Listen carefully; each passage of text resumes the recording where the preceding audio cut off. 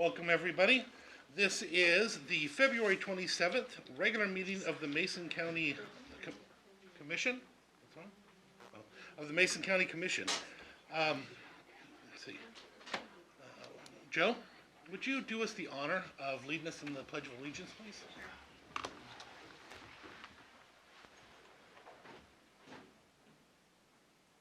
I pledge allegiance to the flag of the United States of America and to the republic for which it stands, one nation, under God, indivisible, with liberty and justice for all. Roll call, please. Commissioner in District 1, Randy Netherland. Here. Commissioner District 2, Kevin Schutte. Here. Commissioner District 3, Terry Drexler. Here. Is there any correspondence to come before this organization? Yes, I have two items. The first, Washington State Liquor and Cannabis Board sent a liquor license application for Hood Sport Hamburger and Deli at 24311 North US Highway 101 in Hood Sport. And they also sent notification that Green to Black, located at 141 West Westfield Court, Suite B in Shelton, has a discontinued marijuana license effective December 31st, 2017. Excellent, thank you. Next up is our proclamation, Invasive Species Awareness Week. Commissioner Drexler? Yes, very glad to see Patricia Grover here, our Noxious Weed Board lead. Superhero, too. It is Invasive Species Awareness Week, February 25th through March 3rd, 2018. Whereas invasive species, if I can get that right, including noxious weeds, damage our land and water, harm our wildlife and the productivity of our natural resources, and inhibit management of those resources in Mason County. And whereas every year the costs to prevent, monitor, and control invasive species, combined with the damage to crops, fisheries, forests, and other resources, cost the nation an estimated $137 billion per year.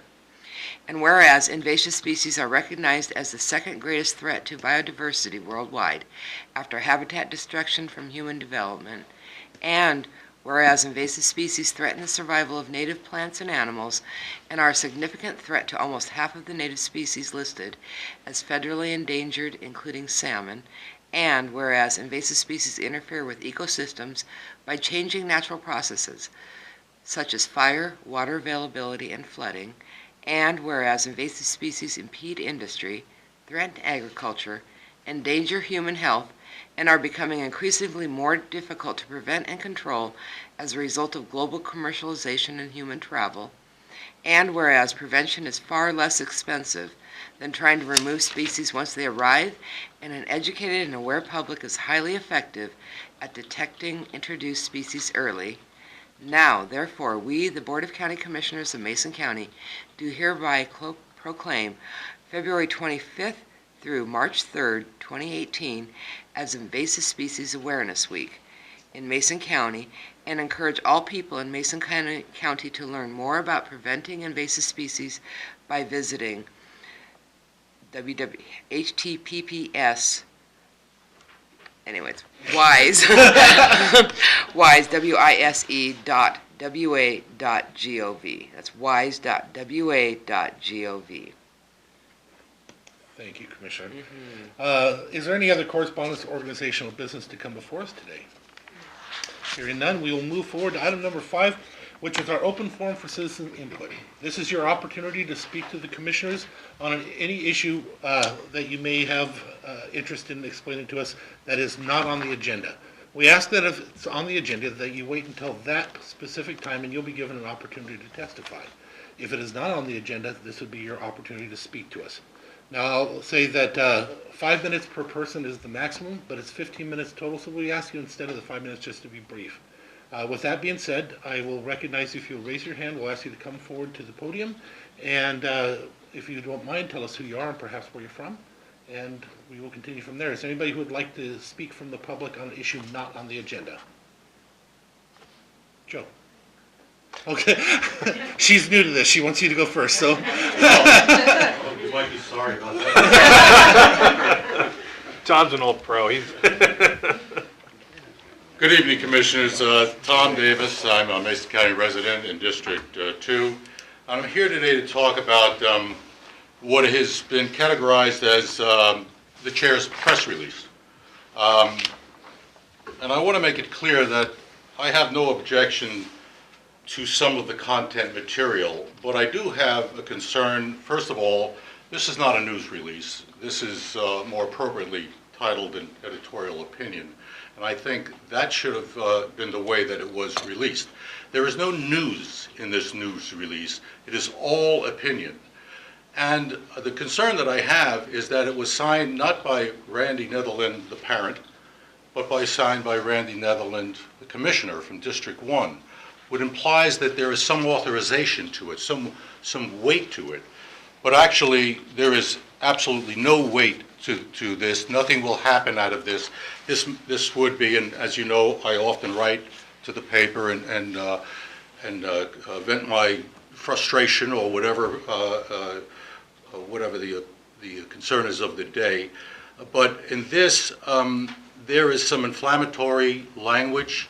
There's accusatory structure here. It's a bit sensational, and I think it was unworthy and maybe even inappropriate for you, Commissioner Netherland, to write this and then spring it out there into the public under the realm of a news release. I would also say that any news release has some sort of underlying or underpinning authority or conversation associated with it that I would imagine that you would have had with your colleagues. There is no indication that you've had such a discussion about what you've written with your colleagues, so I have to assume this is by itself your opinion. I stopped by, asked the sheriff, because I was a bit stunned, I was in town anyway, and I asked him if he had any discussions along these lines about this particular topic. And he said, no, he hadn't had any discussion. So there was no conversation between a county commissioner and the principals involved in this. I assumed then that there was no conversation or interviews with either the school boards or the teachers or your constituents or the public at large. That's a bit concerning. Again, you're entitled to your opinion, and I certainly would protect that and have. But I don't think it's appropriate for you to write this lengthy opinion on a topic that crosses so many boundaries and puts you personally not only in an opinion to safeguard our children, which I would certainly support, but also into the operational day-to-day operations of the Sheriff's Department, which I don't think you have much experience or anybody expects you to have any experience. So there are both consequences, both intended and unintended, to your suggestions. So I'll kind of leave it at that. I think that if you care to have an explanation of why you chose to do it and use your official title to release this information, some clarity is warranted. Thank you. Thank you for your opinion first. I will touch on it a little bit. I did put it out and checked it with some of the staff to make sure everything was appropriate before I did release it out. And I did do quite a bit of research, and I did talk to a lot of different people, constituents. I did talk to some teachers, although this isn't about the teachers. And I did talk to a couple school board members. And again, you're entitled to your opinion. And this is an action that I'm actually calling for, and I'm hoping that it will happen, and it may not. But I know one thing, I could sit there each night and think about what I could have, should have, and probably shouldn't have done, or I could try and create an action and get something done. And that's what I chose to do. So that was my purpose for doing it, and at this point I still think that it was the right way to go. Is there anybody else who would like to speak on an issue that is not on the agenda? Sorry, Josie, he's right. Go ahead. That's okay, turn it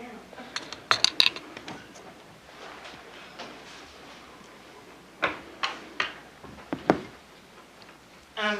So I'm here with some ladies who are wanting to do a contracted animal control. And we are here to see if the commissioners would be open to that idea. We're just starting. We haven't done anything. If the commission isn't open to discussing the idea at some point later on, when we have all of our ducks in a row, there's no point in moving forward. But we just wanted to bring it up, see if you guys were open to the idea. so that we could get everything put together and then present it to you at some point. I guess there's really not too much, more to say. I do have we had a public opinion meeting that the last time I looked, there was over 477 views, and we've had a lot of feedback from that meeting. One of the gentlemen that came brought us these papers, and I'd like to hand them to you all. Thank you. It is from a puppy mill that used to be on his property. And the gentleman just keeps moving around and moving around and moving around. And my understanding is that the prosecutor's office knows about it. There's supposed to be like a bench warrant out for him. He keeps the dogs at just under the recommended numbers. And you can see the conditions are, pretty sad. But Mason County has become a drop place, a place where people know they can go and hoard animals and, do puppy mills, dog fighting, just letting their animals run at large is a problem. And we just want to help you guys out. What we're looking to do is run mainly on volunteers and donations. So we wouldn't be asking for a ton of money.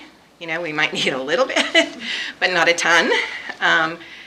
And, just to get out there and help the animals and the people in the community that have animals when they find one, or, one's been injured or something. Right now, there's no place to call, unless it's a criminal issue, with the elimination of the position of animal control officer in the sheriff's department. If you call and say, I found a dog, they tell you to let it go. So just wanted to bring that up, see if you guys would be open at some time to sitting down and discussing this further. That's basically it. Thank you very much. For the commissioner's sake, I will be having staff send over a video. They did a little town hall meeting, if you want to call it that, in Belfair on Monday. And there was some interesting information that came out of that. So I'll get the link from Facebook, and we'll have Diane pass it out. Oh, excuse me. I'd be very open to that conversation. Okay, So, great. yeah. Love it. I would be open, and when, as you prepare your documentation, it's sort of, if you could differentiate what your group would propose to do versus, say, the Humane Society or the Adopt a Pet and the other groups here in town. Right. It'd be Okay, good to know that. What our kind of general idea is that we would be handling the issues like picking up a pet. We would hope to contract with Adopt a Pet, with Kitsap Humane Society, because Mason County doesn't have a facility right now. And, maybe pets from the north go to Kitsap, maybe pets from the south go to either Adopt a Pet or to Joint Services, to contract out to a shelter, since there isn't actually a shelter here, except for the city shelter. Thank you. Thank you very much. Randy? Thanks.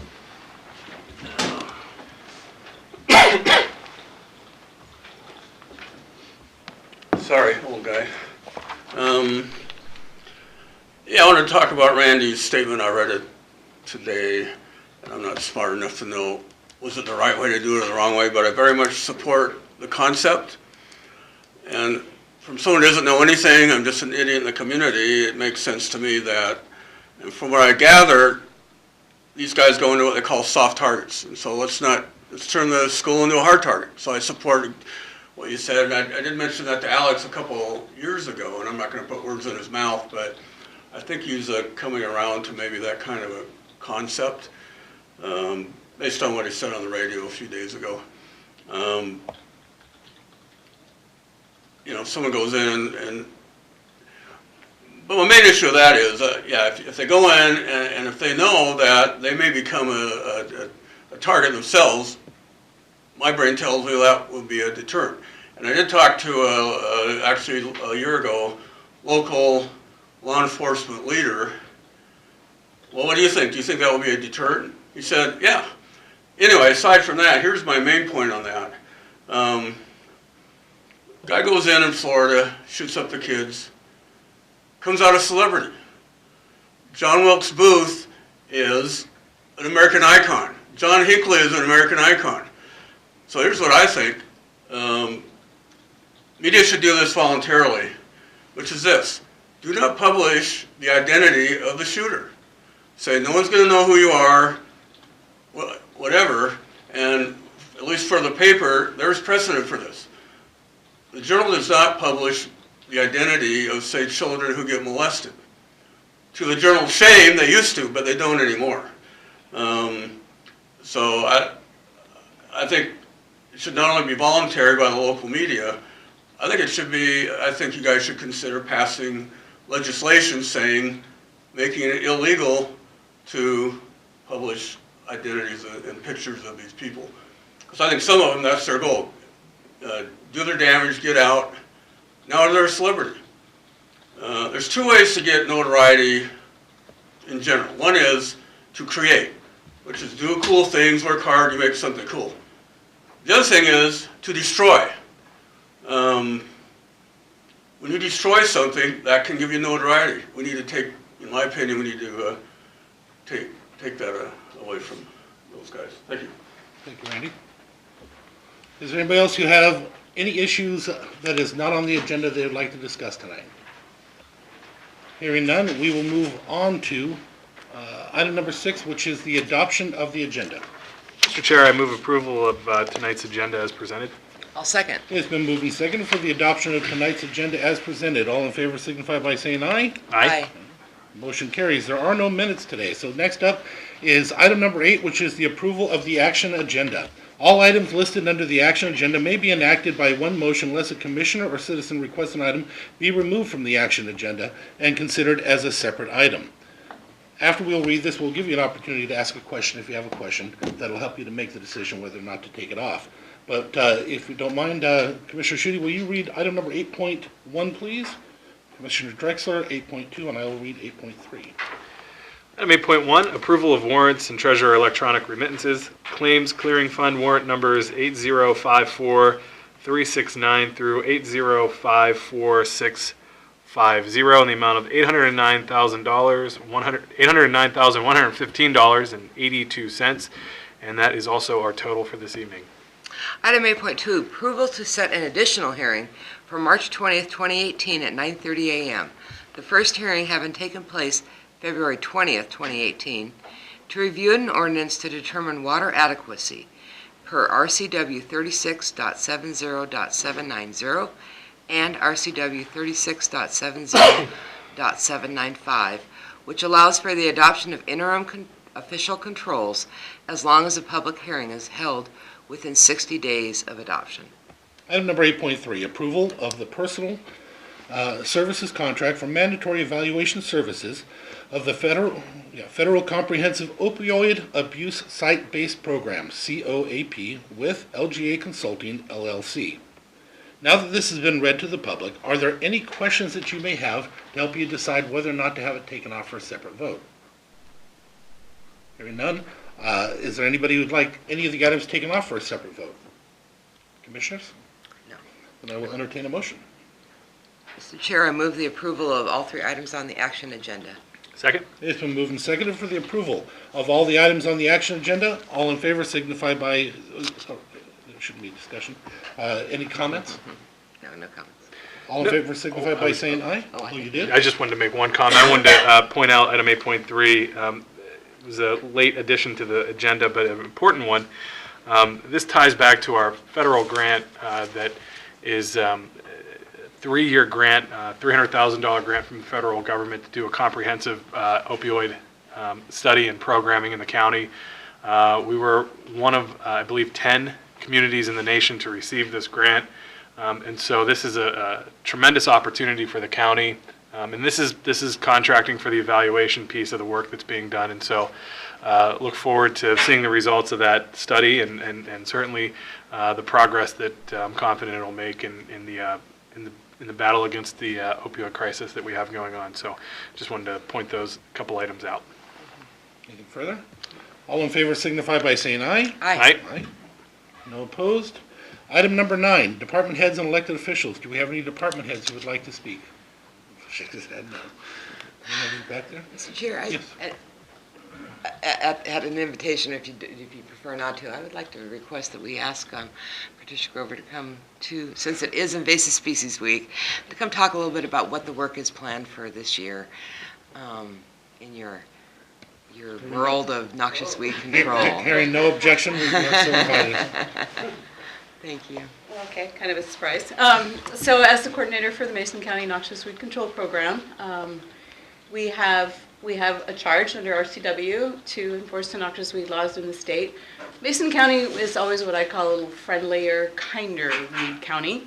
And we really work to assist property owners who are working to control their noxious weeds. So when I saw the opportunity for the proclamation, I thought, okay, we're going to get the word out there one more way. And so thank you, Commissioner, for reading that tonight. So what we have in store for 2018 is we'll continue to work with some Forest Service money to work areas within National Forest land and approaching National Forest. We're going to work with the knotweed program to assist property owners that have knotweed on their properties. And there's other entities that are also doing that. And we will be at just about every activity, every function that's taking place in the county with our traveling weed show. So we encourage you to stop in and learn, Tom. So that's kind of what we have planned. I'm kind of trying to wrap up 2017, but we're working on it. Anything else? Any questions? I thank you for your work. Thank I you. think that the facts and information made available in that proclamation are compelling.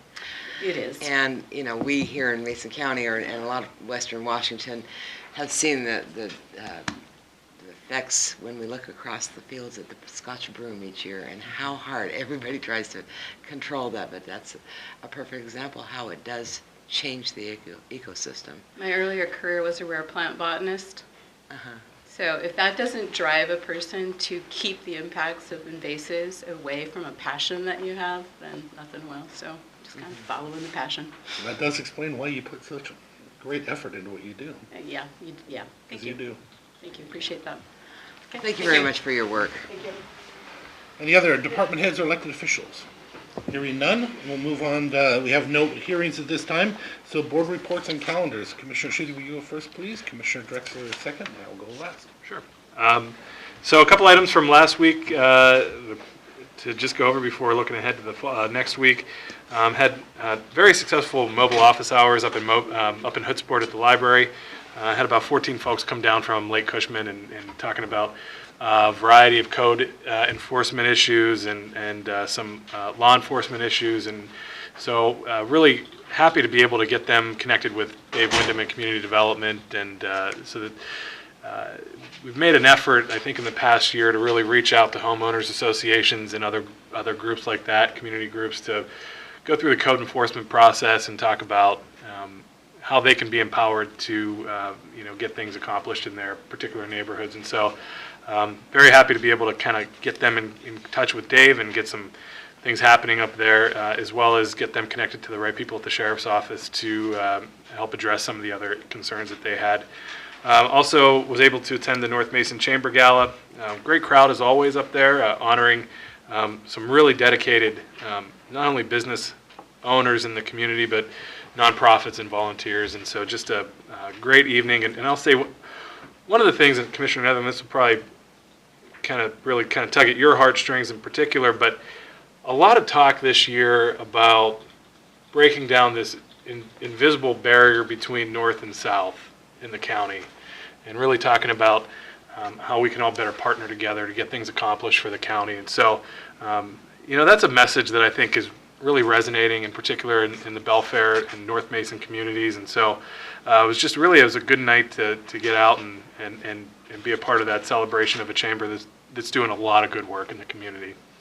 This afternoon, after our briefings yesterday, came in this afternoon and this morning had a meeting with DSHS, just an overview of their community service projects and what they do in their office. And I asked them, I said, how many folks in the community are you meeting with a month, how many people are you servicing? And they said about 1,500, between 14 and 1,500 people are coming through the door that they're working with every month.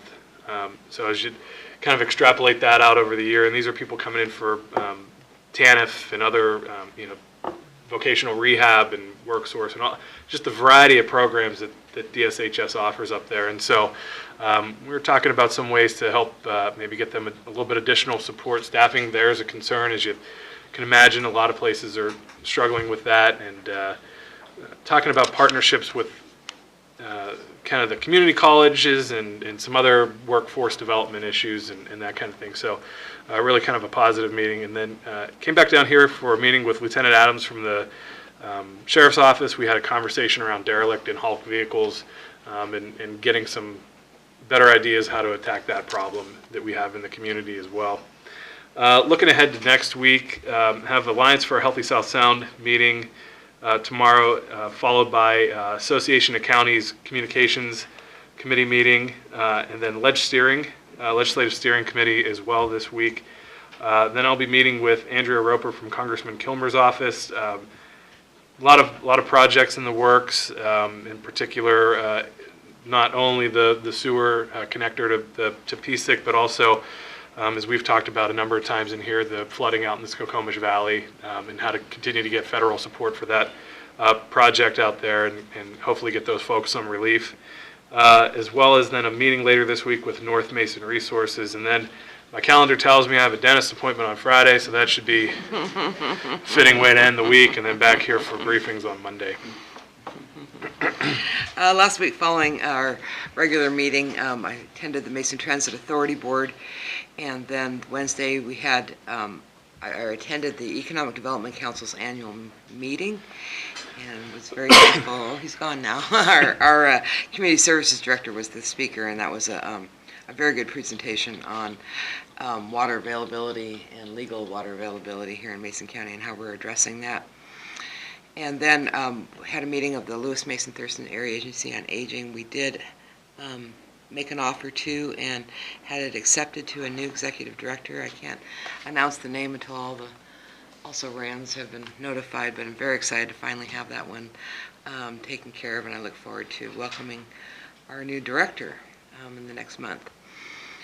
Let's see, so following today's meeting, or this evening's meeting, tomorrow I'll have a meeting with the new Economic Development Director for the City of Shelton, Andy Arness. I'll have a meeting with Patty Case and Eric Shalland from Green Diamond Resource Company. Meeting of the Community Action Council.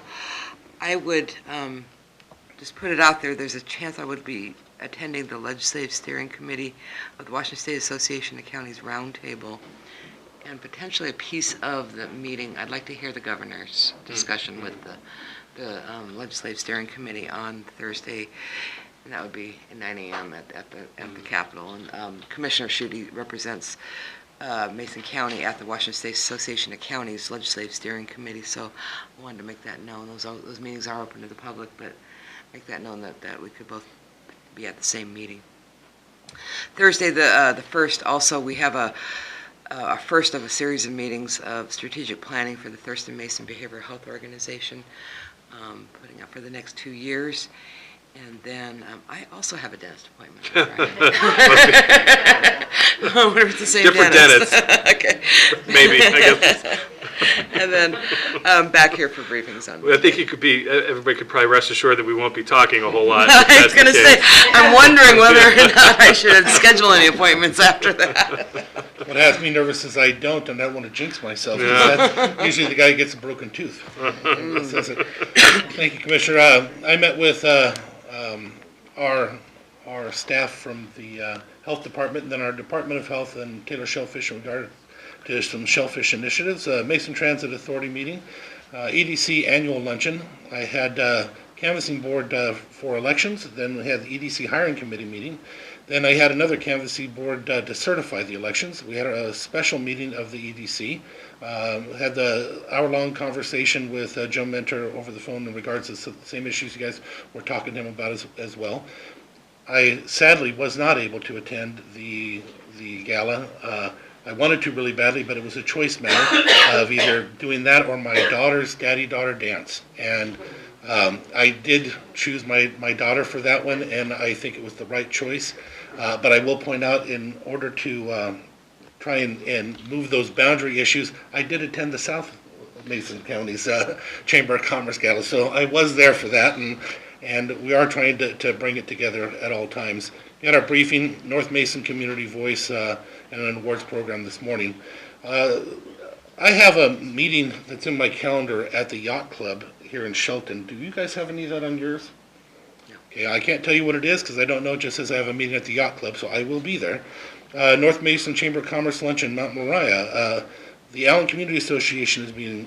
Are you guys going to be on the conference call with WSU and WASAC? That coincides with another meeting for me. No, then we will not be attending that together either then, okay. Women Ours luncheon, Irene Wardall, another warrior and fantastic, influential lady from the North Mason region, and she was on the Belfair Water District. She was a strong, independent, intelligent woman who, again, led as example for many other women. We lost her recently, and I will be attending her funeral. I don't know if you guys knew her or not, but I put it out there. Let's see, we'll be having the meet and greet with the potential interim director of the EDC. Port of Allen meeting, a left board meeting.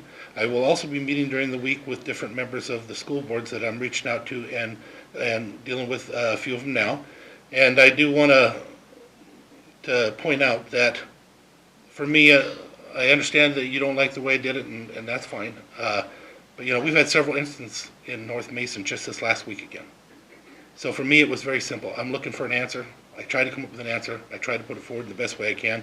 And I'm okay with everybody who wants to get mad at me, whether it's news or press release, or how I sign my name, because I'd rather apologize for that than apologize to any parent because I didn't do something when I thought I should.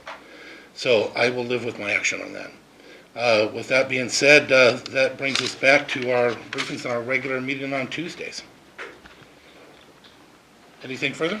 You know, I'd like to address that issue that was brought up by Mr. Please. Davis. You know, I've been in this office, this is my 6th year, and it seemed like, you know, we don't have a public information office here at the commissioners. And it seems like it's always been a bit of a quandary of how one would get an idea out to the public for discussion without having, you know, you could do that in our briefings, but we'd like to get the word out sometimes just to vet an idea out to the public for ideas. And so I would do the same thing you did of using a press release option. I suppose there's other options of a letter to the editor or a guest opinion, but that's one venue. And then you have to find another venue to get it out. We don't have a daily news. And so it makes it very, very difficult. And so I just wanted to share that I've struggled with that very thought. How does one get an idea vetted outside of the briefing, where it doesn't not necessarily always have to, we are individuals with our own opinions, and to be able to kind of go out there and vet an idea and invite public comment without, prior to going to the other two commissioners for getting their ideas, I think it should be allowed and should be perfectly proper. Legislators do it all the time at the legislature. They'll introduce a bill without having talked to anybody, let alone the people it affects. and so I have struggled with that very thought, and I personally don't have an issue with putting out a press release to vet an idea. I appreciate that. And I actually used a past precedence of the biennial budget and stuff like that when I did it.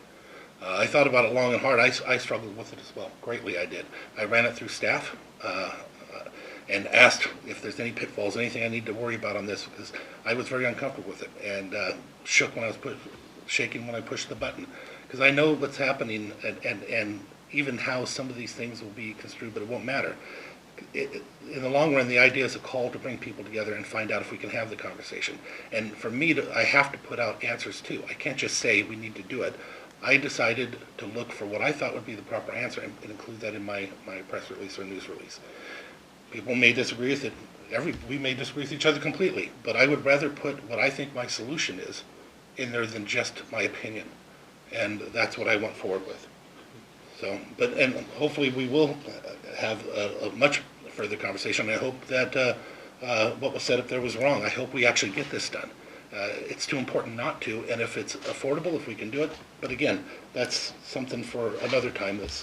We would usually have those debates at a different time. If I could, Mr. Chair.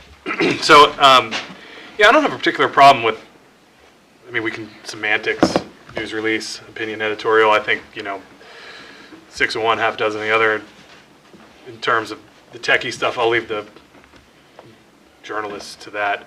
But, I think to Commissioner Drexler's point, I mean, there has to be an avenue, for us to have thoughts and opinions that go beyond what happens here at the dais or at the table there. And we have an obligation to our constituents to share those opinions. And, certainly when I released my proposal for a biennial budget, I did that through an opinion editorial, and like I said, I mean, I don't want to get bogged down on what we call it or whatever, but because I think that distracts from the broader policy conversation that needs to happen. I think, I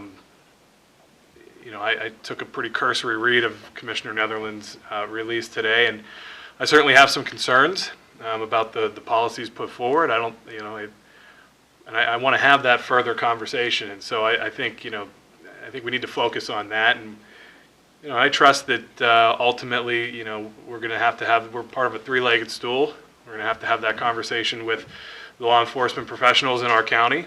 They're certainly a part of that.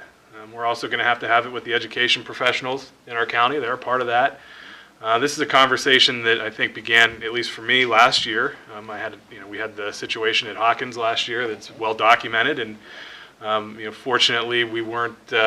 Fortunately, it was not an active shooter situation like we've seen recently. We're very fortunate in that regard.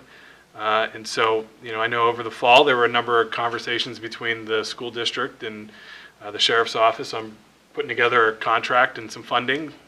Ultimately, what we're going to be looking for is a funding partner in this. And I know that North Mason in particular has been a school district that's been willing to step up and put some money into that. I know Shelton Schools already have a great model with Shelton Police, and so there's certainly a lot of models that we could look from when we go to establish a policy here. And ultimately, I think there's a conversation that needs to be had here in the chamber with our staff, with law enforcement, with education leaders in the county, and I think we can get there. I can tell you, as somebody who sent a number of press releases in my life, you never really get past the That was my first twitchiness. one. Yeah, there you go. Okay, anything further to come before this commission? Sure, No, please. I would move that we adjourn.